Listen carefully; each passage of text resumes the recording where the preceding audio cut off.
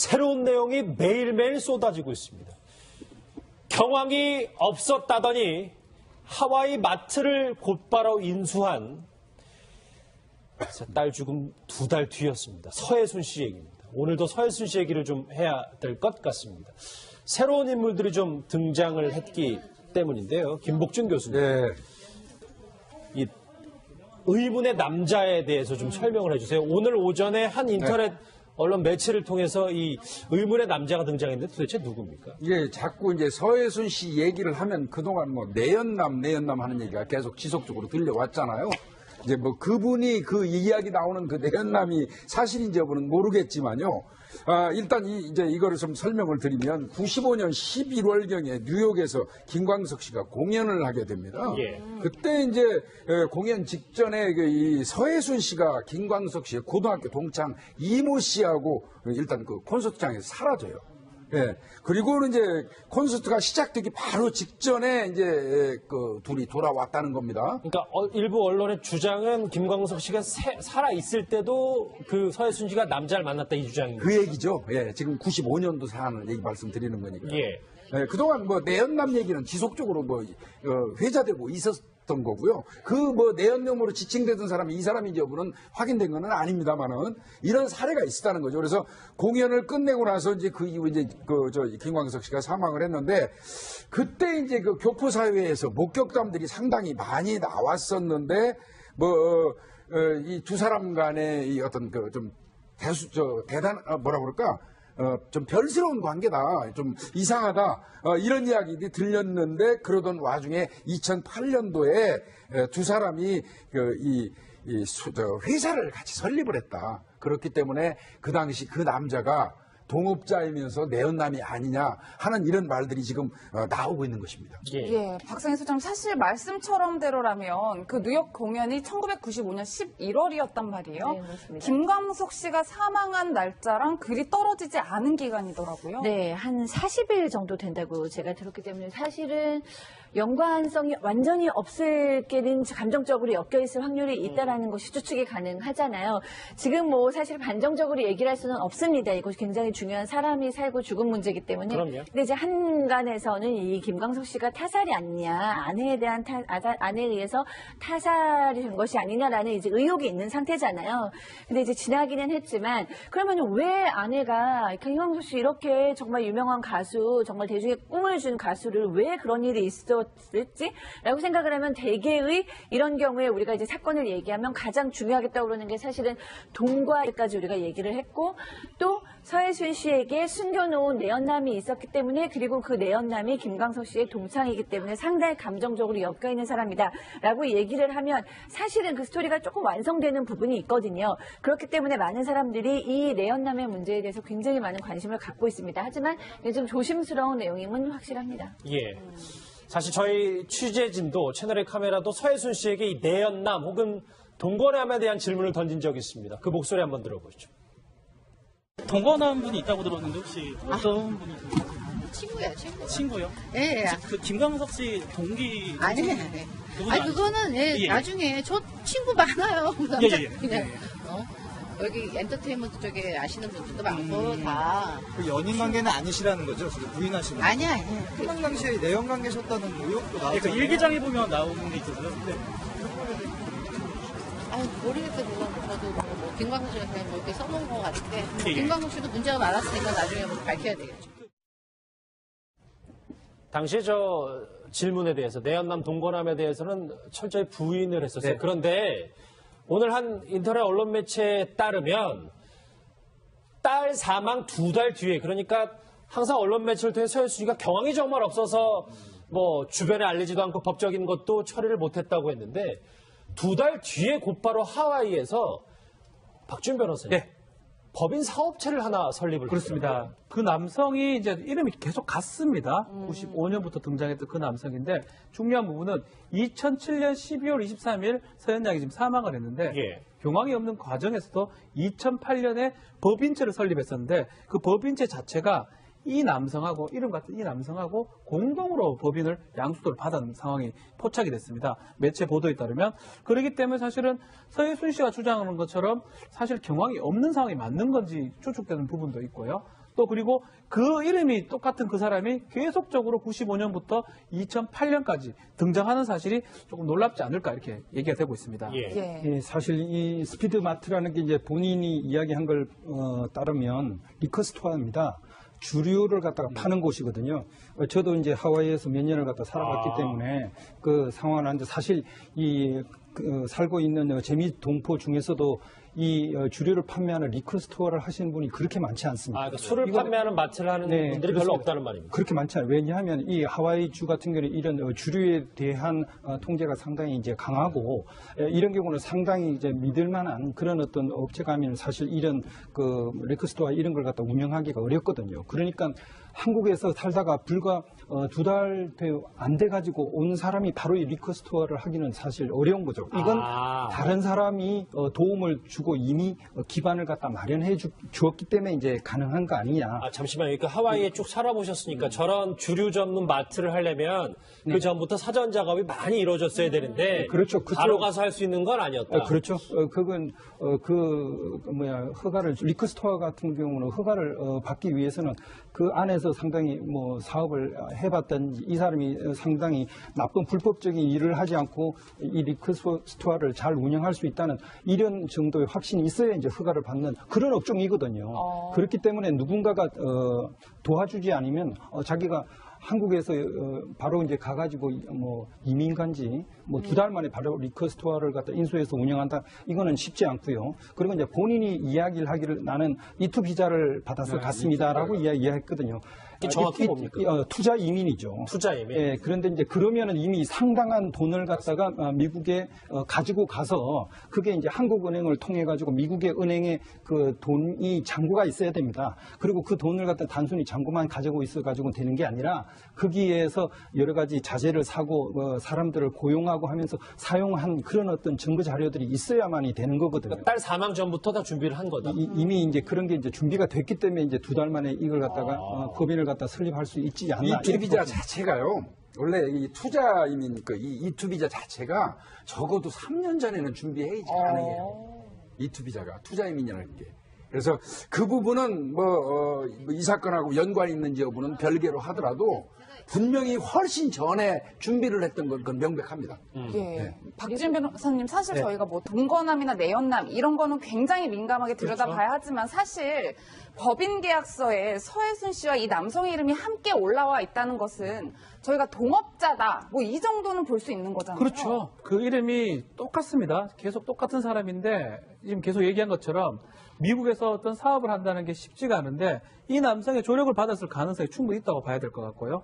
그 사람이 95년부터 심지어는 지금까지도 좀 만나는 관계든지 아는 관계라고 막 가정을 한다면 상당히 중요한 어떤 동업자 내지 관계를 갖고 있는 사람이 아닌가 추측이 되고 매체의 보도에 따르면 지금까지도 이렇게 그 사람이 동일 인물 가능성이 있다라는 거거든요. 뭐 그렇다면 이 사건 자체는 일단 김광석 씨의 자타설 문제 이게 중요한 게 아니고 김서연 양의 그 사망 관련해서 맞아요. 그 이후에 뭐 경황이 없고 왜 얘기하지 않고 이 부분에 중요한 어떤 역할을 하지 않을까 생각이 좀 듭니다. 박사님 소장님, 이건 법적으로 문제가 있는 얘기는 전혀 아닙니다. 왜냐하면 본인 스스로 하와이 가서 사업을 할 수도 있고. 그럼요.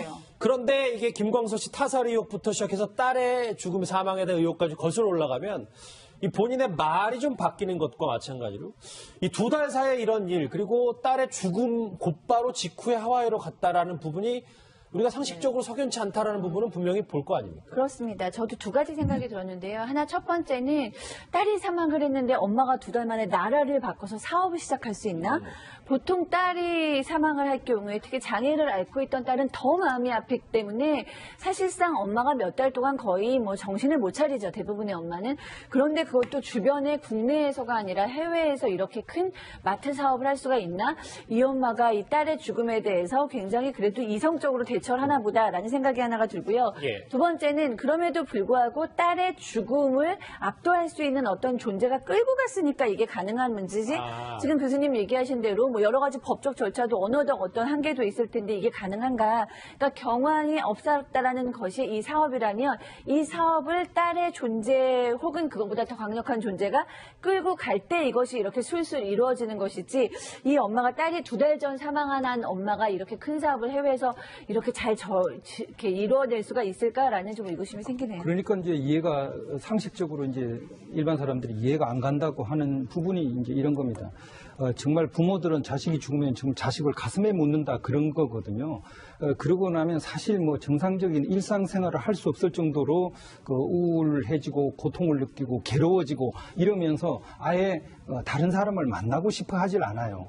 다른 외부적인 그 활동들 열심히 활발하게 하고 있던 활동도 접고 축소하고 다른 사람들한테 맡기고 하는데 오히려 그게 아니라 딸을 가슴에 묻었다는 사람이 한국에서도 아니고 외국에 가서 새로운 사업을 시작을 한다. 그리고 전혀 낯선 활동에 그 환경에서 그리고 우리나라 사람들도 아니고 그 외국에서 뭐 미국인들을 상대로 해야 되고 그게 재미교포도 있겠지만 그런 다른 환경에서 자기가 새로 사업을 시작한다고 마음을 먹고 행동을 했다. 이게 이제 다른 그럴 수 있을까 싶지 않아요. 왜냐하면 말씀 중에 이어가면 과태료를 낼 만큼 딸 사망을 정신없어서 과태료까지 냈었잖아요. 법적 그 신고도 똑바로 안 하고. 6개월인가 뒤에 냈었죠. 예. 그러니까 그런 그 경황이 없었다는 것이 지금 딸을 잃은 어떤 고통 때문에 경황이 없는 그런 것이 아니라 오히려 미국에서 뭐 사업 준비하고 이런 다른 일로 경황이 없었던 게 아닌가? 뭐 이런 의문이 드는 겁니다. 그러니까 역설적으로 말씀드리면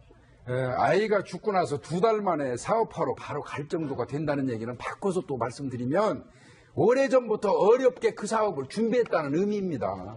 그러니까 갈 수밖에 없었던 거죠. 만약에 이제 이게 사실이면 이 사실을 갖다 만약에 김광석 씨가 이제 알고 있었다 그러면은 이것이 부부 사이에 상당히 뭐 불화나 갈등의 단초가 될 수도 있는. 그러니까 그 내연남의 존재를 뭐 과거부터 알고 있었다. 내연남인지 아니면 외국에 가서 돈을 투자해가지고 사업을 새로 시작하겠다 이렇게 만약에 이걸 갖다 그 전부터 아예 알고 했었으면, 있었다면 왜 지금 하와이 가느냐 이런 것 때문에 부부 사이에 문제가 될 김광석 씨는 가능성이 있는 96년에 이미 사망을 했었기 때문에. 예, 뭐 뿐만 아니라 사실 김 교수님 진짜 와서는 하와이에서 직접 이 서혜순 씨를 본 교민들의 진술이 굉장히 중요할 수 있을 것 같은데 이 진술에 따르면 또 옆에 어떤 도와주는 남성이 있었다 뭐 이런 내용의 이야기를 하고 있어요. 예, 이제 그 얘기는 그 하와이에 있는 교민들의 어떤 증언으로 지금 아름아름 나오고 있는 것 같습니다.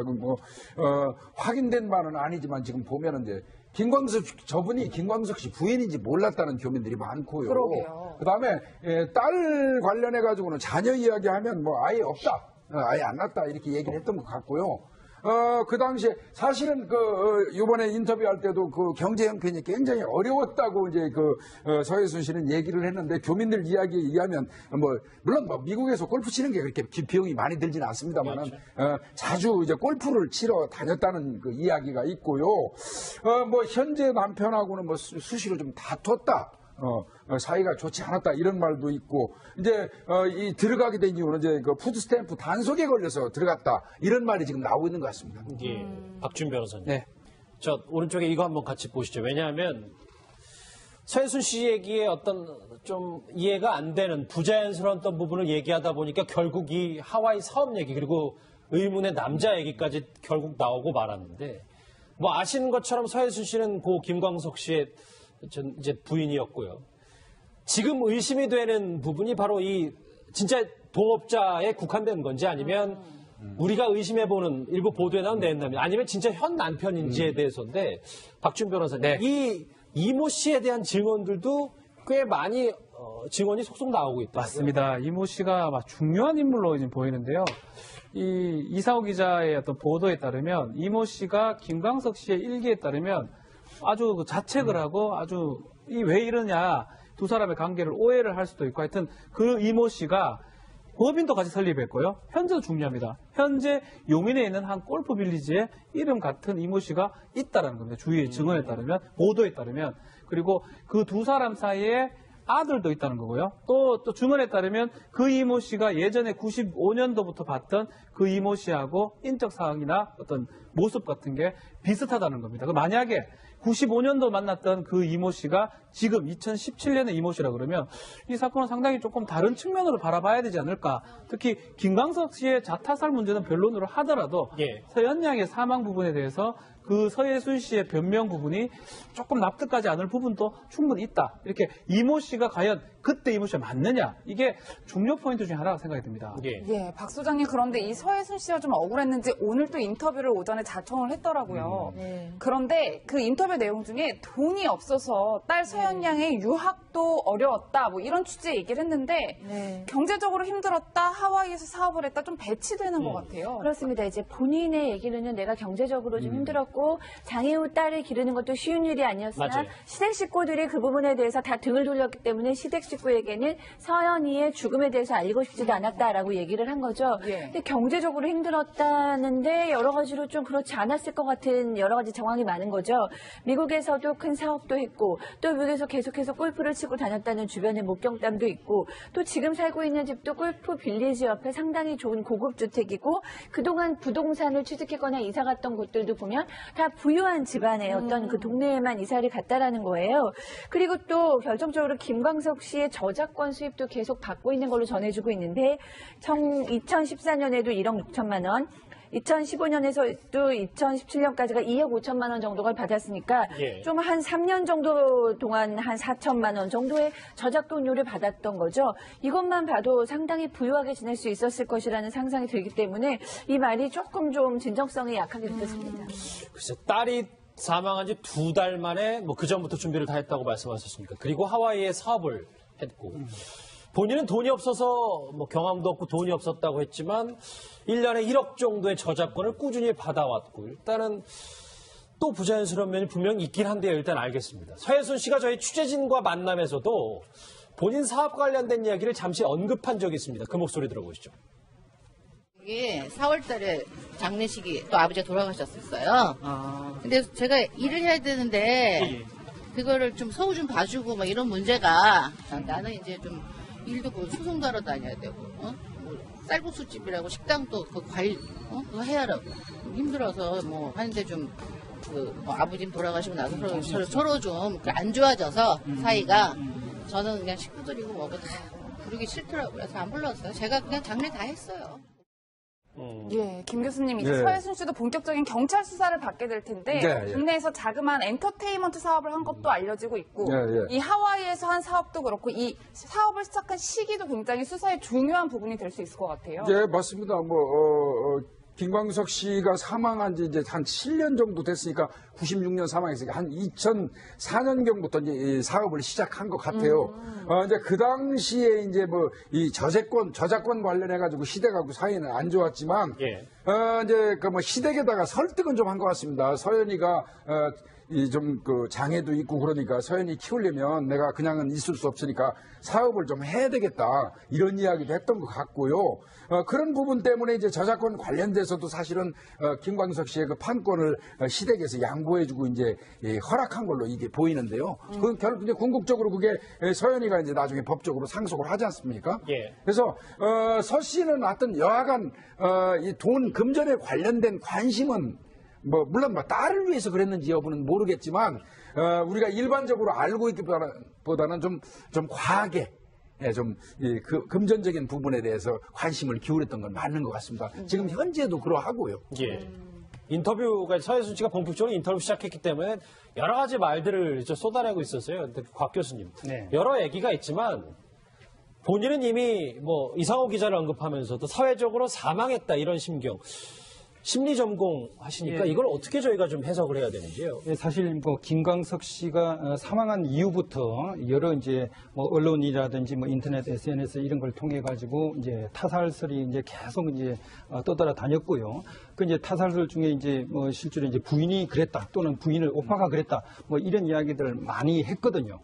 그리고 이번에 또 이제 딸의 사망이 알려지면서 또 여기에 대해서 여러 가지 이제 의혹들이 이제 제기되고 이러면서 개인으로서는 상당히 이제 본인의 사회적인 명예, 뭐 이거는 이미 뭐 훼손될 대로 이제 훼손됐다. 이걸 갖다 사회적으로 이제 사망했다. 뭐 이렇게 이제 뭐 이야기하는 것 같습니다. 그래서 이제 본인은 지금 뭐 무고라든지 명예훼손 그리고 저작권 뭐 위반 뭐 이런 게 관련된 정신적인 피해 보상 뭐 이런 거에 대해서 이제 고소하겠다. 뭐 이렇게 이제 이야기하는 것 같고요. 제가 아까 말씀드린 것 중에 약간 하나 정정할 게 있는데 그 뭐 김광석 씨 같은 경우 이미 20년 전에 이제 사망을 했기 때문에 아까 그 하와이 그 마트 사업에 대한 투자 그 부분 가지고 뭐 두 사람이 시비를 하고 그거는 시기적으로 약간 착오가 있었던 게 아닌가 생각합니다. 알겠습니다. 뭐 서해순 씨가 계속 인터뷰를 하고 있으니까요. 그 과거에 그 이상호 기자에 대해서도 서해순 씨가 이런 얘기를 한 적이 있습니다. 목소리 들어보시죠. 이상호 기자님 자꾸 저를 그렇게 하는데 저는 왜 나와서 얘기 좀 하시 좀 뭐 왜 저를 그렇게 하는지 모르겠어요. 뭐니? 저 쫓아다니고 막 그것도 이제 뭐 밝혀야죠. 저희 식구들도 그렇고 뭐 괜히 명예훼손도 되고 했으니까. 예, 뭐 이상호 기자 나와라 이렇게 말하고 있는데 28일 목요일이죠. 이제 이틀 뒤에 경찰에 출석을 한다고 해요. 이상호 기자가. 뿐만 아니라 서해순 씨도 남편 사망 진단서 공개하겠다. 경찰 수사에 당당하게 임하겠다 이런 입장인데 만만치 않을 것 같아요. 네, 김광석 씨의 자타살은 뭐 법적으로 공소시효가 지났기 때문에 조사하기 좀 어렵고요. 부수적으로는 가능하지만 일단 배제를 해야 될 것 같고요.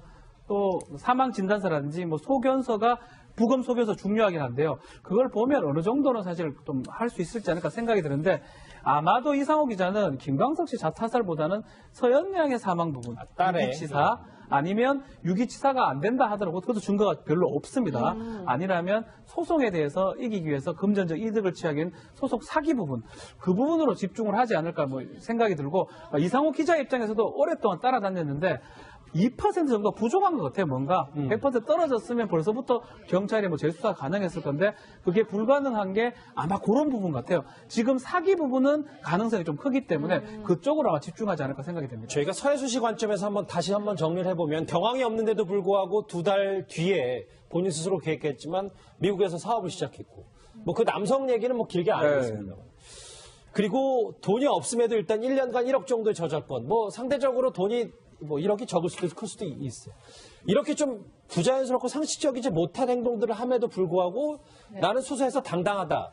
이 심리를 좀 박상현 소장님 어떻게 좀 봐야 저는 될까요? 계속 이제 본인께서 난 당당하게 임하겠다 그런데 두 가지 생각이 들었습니다. 하나는 뭐 정말로 억울하기 때문에 나는 다 얘기할 수 있다. 정말 당당하겠다라고 얘기하는 걸 수도 있죠. 이제 다 정말 억울한 경우면 이제 죄가 벗겨져야 될 것이고요. 그럼에도 불구하고 대중이 사랑한 김광석 씨를 그다지 사랑하지 않았을 것 같은 인터뷰들은 여전히 마음에 좀 걸리는 것은 사실입니다.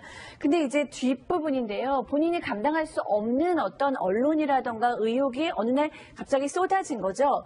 쏟아졌는데 그것을 논리적으로 내가 대응할 수 없기 때문에 사실은 내가 그냥 당당히 임하겠다라는 말을 계속하고 있을 확률도 있기 때문에 사실은 당당하게 임하겠다라고 얘기할 때 가장 중요한 건 논리적인 어떤 증거라던가 그런 상황들이라고 봅니다. 그래서 당당하게 임하시는 서해순 씨가 대중들이 납득할 수 있는 그때 당시에 어떤 것들이 설명될 수 있는 증거라든가 증인이라든가 이런 것들이 좀 잘 구비된 상태에서 당당하게 임하시면 참 좋을 것 같습니다. 그런데 이제 사망 진단서라든지 아니면 부검 소견서 이런 걸 공개하겠다. 이거는 상당히 중요한 진전이라고 봅니다. 서해순 씨 입장에서요? 네네. 사실 이게 뭐 단지 이제 의사들이 뭐 사망을 확인해주 그게 아니라 부검을 했다 그러면 이 사람이 죽은 사체의 사인이 뭔지 뭐 이거에 대해서 나오는데 지금 현재 이야기되고 있는 것은 이제 딸 같은 경우에는 뭐 화농성의 이제 급성 폐렴이다. 그렇죠. 그러면 이게 하루 이틀 전에 벌써 상당히 열이 나고 여러 가지 문제가 있었을 거란 말이에요.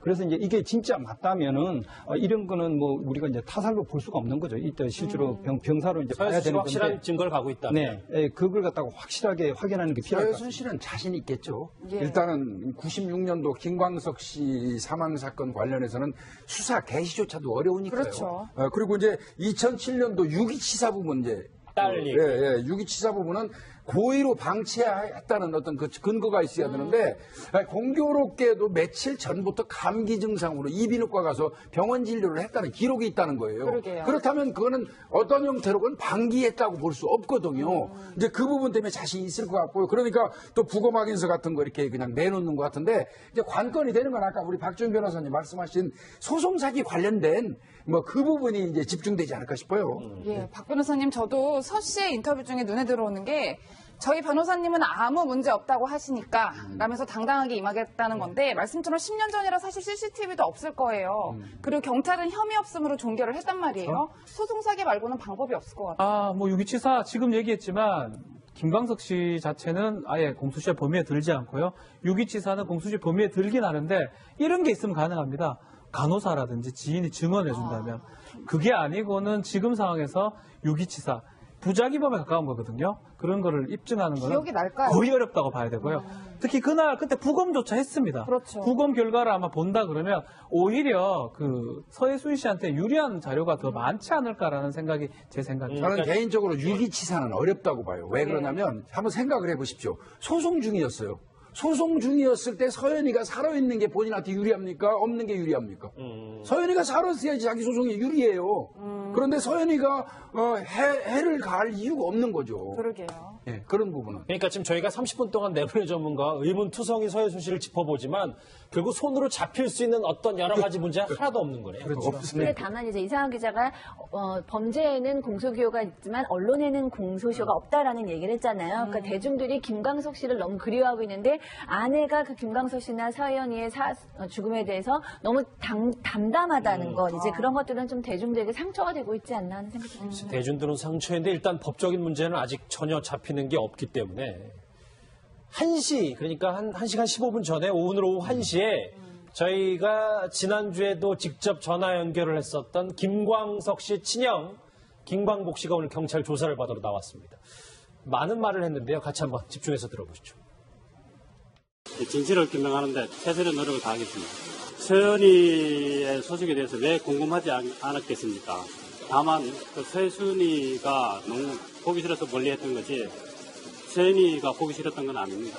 그분이 하는 말들이 사실과 다른 전부 다 이제 거짓이 많고 그 진실을 밝히고 싶습니다. 예. 많이 놀랬고 또 뭐 하나밖에 안 남은 광석이 혈육인데 광석이 흔적이 사라졌다라고 생각하니까 마음이 많이 아팠습니다. 그리고 어렸을 때부터 광석이 죽고 나서 미국에 3년 동안 떨어져 있었잖아요. 그때 애가 혼자 얼마나 참 외로웠겠어요. 그 김광복 씨가 이제 방금 전에 서울경찰청에 나와서 얘기를 좀 한 거에 보면 뭐 서해순 씨에 대한 적대감 이런 것보다는 곽 교수님 느낌이 조카에 대한 아련함이 좀 목소리에서 더 많이 묻어나는 것 같습니다. 네, 그렇습니다. 사실 이번에 뭐 서연이가 사망한 사실을 알았던 것 같거든요. 그러면 저렇게 이제 삼촌으로서 그런 어떤 조카의 죽음을 몇 년이 지나가지고 지금에 이제 알게 됐다. 뭐 이런 거에 대해서 굉장히 이제 고통스러운 그런 심정을 갖다 표현을 한 것 같습니다. 김복준 교수님. 네. 글쎄 친형의 목소리가 뭐 어제도 저희가 전화하겠습니까? 많이 떨리는데 저분들이 뭐 오히려 어찌 보면은 제일 답답할 수도 있고 아니면 계속 서해순 씨가 언론에 대해서 본인 인터뷰를 계속 밝히는 입장에서 본인들도 또 안 나설 수 없는 입장이고 여러 가지 좀 심경이 복잡할 것 같긴 하네요. 네, 뭐 저분 입장에서는 결국은 경찰에 의존하는 거 아니겠습니까? 예. 그래서 본인들이 가지고 있는 그 해소되지 않는 의혹에 대해서 경찰이 좀 밝혀달라. 이제 이런 의미니까요. 뭐 저분들도 뭐 단정적으로 제가 볼 때는 이야기하는 것 같지는 않습니다. 그래서 근데 저분들한테 또 뭐라 할 수 없는 게요. 지금 여기 있는 우리 모두 아니 대한민국 국민 전체가 다 그럴 거예요. 뭔가 석연치 않고 분명히 정상적이지 않은 그런 상황이 많이 연출되고 있거든요.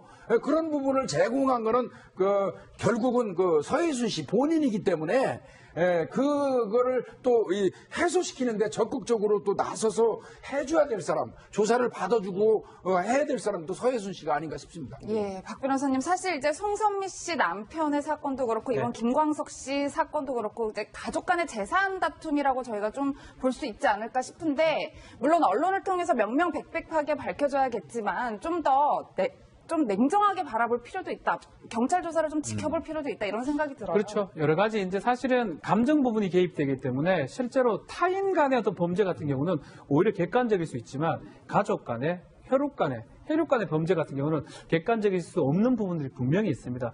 그러다 보니까 더 이제 좀 과하게 추측을 하고 비난을 하는 상황이 되는 것 같고 그래서 충분히 김광복 씨 입장에서는 충분히 문제 제기를 할 수 있는 부분이고 또 서해순 씨 입장도 마찬가지로 생각이 듭니다. 다만 이 부분은 결국은 공은 수사기관 국가에서 밝힐 수밖에 없는 거거든요. 그렇죠. 그 결과를 좀 지켜봐야 될 것 같습니다. 예. 서해순 씨 얘기 좀 길게 해봤습니다. 전문가 네 분간에 여기서 인사를 드립니다. 고맙습니다.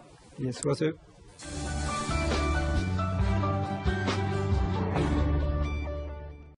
8년도에 두 사람이 회사를 같이 설립을 했다. 그렇기 때문에 그 당시 그 남자가 동업자이면서 내연남이 아니냐 하는 이런 말들이 지금 나오고 있는 것입니다. 예, 박상희 소장님, 사실 말씀처럼대로라면 그 뉴욕 공연이 1995년 11월이었단 말이에요. 네, 맞습니다. 김광석 씨가 사망한 날짜랑 그리 떨어지지 않은 기간이더라고요. 네, 한 40일 정도 된다고 제가 들었기 때문에 사실은 연관성이 완전히 없을 게는 감정적으로 엮여있을 확률이 있다라는 것이 추측이 가능하잖아요. 지금 뭐 사실 반정적으로 얘기를 할 수는 없습니다. 이것이 굉장히 중요한 사람이 살고 죽은 문제이기 때문에. 그럼요. 근데 이제 한간에서는 이 김광석 씨가 타살이 아니냐, 아내에 의해서 타살이 된 것이 아니냐라는 이제 의혹이 있는 상태잖아요. 근데 이제 지나기는 했지만 그러면 왜 아내가 김광석 씨 이렇게 정말 유명한 가수, 정말 대중의 꿈을 준 가수를 왜 그런 일이 있었을지라고 생각을 하면 대개의 이런 경우에 우리가 이제 사건을 얘기하면 가장 중요하게 떠오르는 게 사실은 돈과까지 우리가 얘기를 했고 또 서혜순 씨에게 숨겨놓은 내연남이 있었기 때문에 그리고 그 내연남이 김광석 씨의 동창이기 때문에 상당히 감정적으로 엮여있는 사람이다라고 얘기를 하면 사실은 그 스토리가 조금 완성되는 부분이 있거든요. 그렇기 때문에 많은 사람들이 이 내연남의 문제에 대해서 굉장히 많은 관심을 갖고 있습니다. 하지만 좀 조심스러운 내용임은 확실합니다. 예. 사실 저희 취재진도 채널의 카메라도 서혜순 씨에게 이 내연남 혹은 동거남에 대한 질문을 던진 적이 있습니다. 그 목소리 한번 들어보시죠.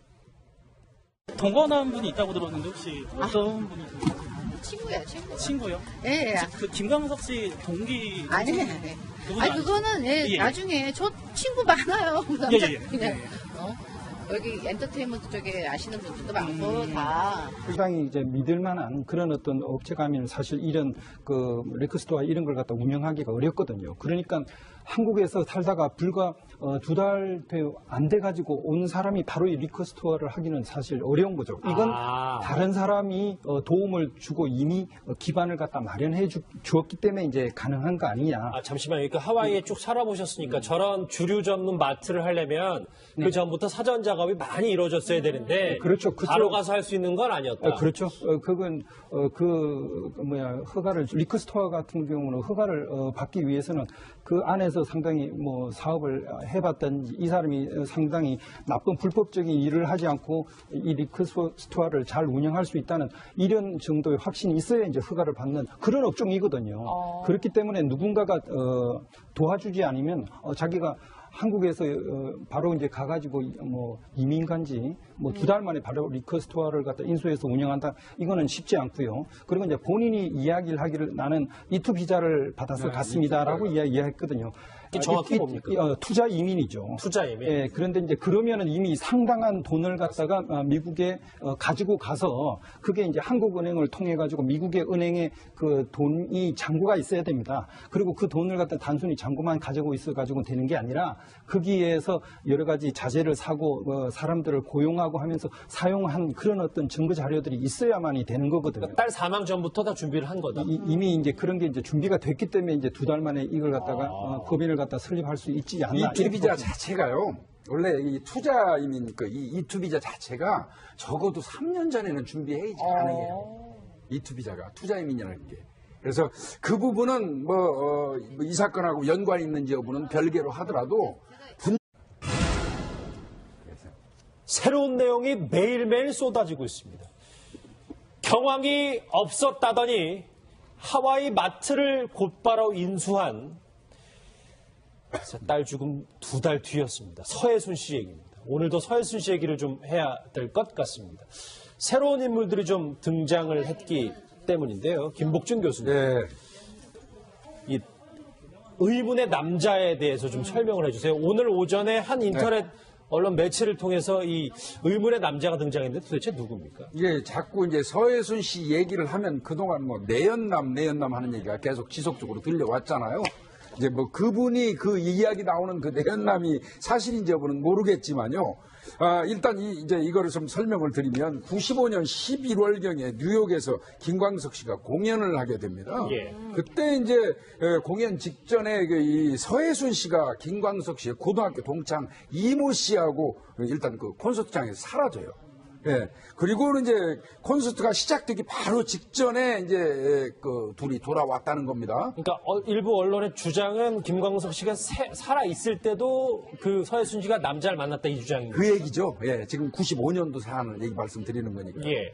예, 그동안 뭐 내연남 얘기는 지속적으로 뭐 회자되고 있었던 거고요. 그 뭐 내연남으로 지칭되던 사람이 이 사람인지 여부는 확인된 건 아닙니다만은 이런 사례가 있었다는 거죠. 그래서 공연을 끝내고 나서 이제 그 이후 이제 김광석 씨가 사망을 했는데 그때 이제 그 교포사회에서 목격담들이 상당히 많이 나왔었는데 이 두 사람 간의 이 어떤 그 좀 뭐라 그럴까? 좀 별스러운 관계다, 좀 이상하다, 이런 이야기들이 들렸는데 그러던 와중에 연인 관계는 아니시라는 거죠? 지금 부인하시는 거. 아니야. 해당 당시에 내연 관계셨다는 의혹도 나왔잖아요. 그러니까 일기장에 보면 나오는 게 있어서요. 네. 아유, 모르겠어요. 저도 뭐 김광석 씨가 그냥 뭐 이렇게 써놓은 것 같은데 예. 김광석 씨도 문제가 많았으니까 나중에 뭐 밝혀야 되겠죠. 당시에 질문에 대해서 내연남 동거남에 대해서는 철저히 부인을 했었어요. 네. 그런데 오늘 한 인터넷 언론 매체에 따르면 딸 사망 2달 뒤에, 그러니까 항상 언론 매체를 통해 서해순 씨가 경황이 정말 없어서 뭐 주변에 알리지도 않고 법적인 것도 처리를 못했다고 했는데 2달 뒤에 곧바로 하와이에서 박준 변호사님 네. 법인 사업체를 하나 설립을 그렇습니다. 했더라고요. 그 남성이 이제 이름이 계속 같습니다. 95년부터 등장했던 그 남성인데 중요한 부분은 2007년 12월 23일 서현양이 지금 사망을 했는데 예. 경황이 없는 과정에서도 2008년에 법인체를 설립했었는데 그 법인체 자체가 이 남성하고 이름 같은 이 남성하고 공동으로 법인을 양수도를 받은 상황이 포착이 됐습니다. 매체 보도에 따르면 그렇기 때문에 사실은 서해순 씨가 주장하는 것처럼 사실 경황이 없는 상황이 맞는 건지 추측되는 부분도 있고요. 또 그리고 그 이름이 똑같은 그 사람이 계속적으로 95년부터 2008년까지 등장하는 사실이 조금 놀랍지 않을까 이렇게 얘기가 되고 있습니다. 예. 예, 사실 이 스피드마트라는 게 이제 본인이 이야기한 걸 따르면 리커스토어입니다. 주류를 갖다가 파는 곳이거든요. 저도 이제 하와이에서 몇 년을 갖다 살아봤기 때문에 그 상황을 하는데 사실 살고 있는 재미 동포 중에서도 이 주류를 판매하는 리커 스토어를 하시는 분이 그렇게 많지 않습니다. 그러니까 술을 판매하는 마트를 하는 분들이 별로 그렇습니다. 없다는 말입니다. 그렇게 많지 않아요. 왜냐하면 이 하와이주 같은 경우는 이런 주류에 대한 통제가 상당히 이제 강하고 이런 경우는 분명히 훨씬 전에 준비를 했던 건 명백합니다.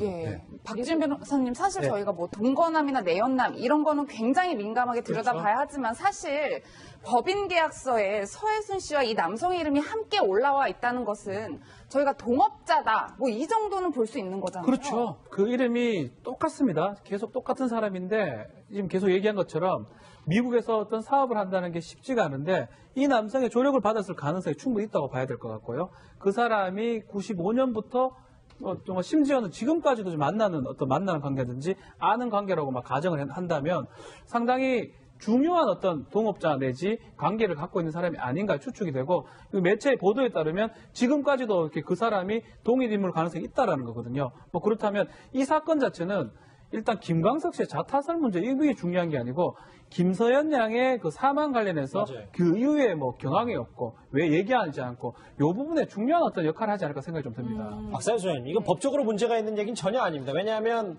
본인 스스로 하와이 가서 사업을 할 수도 그렇죠. 있고. 그럼요.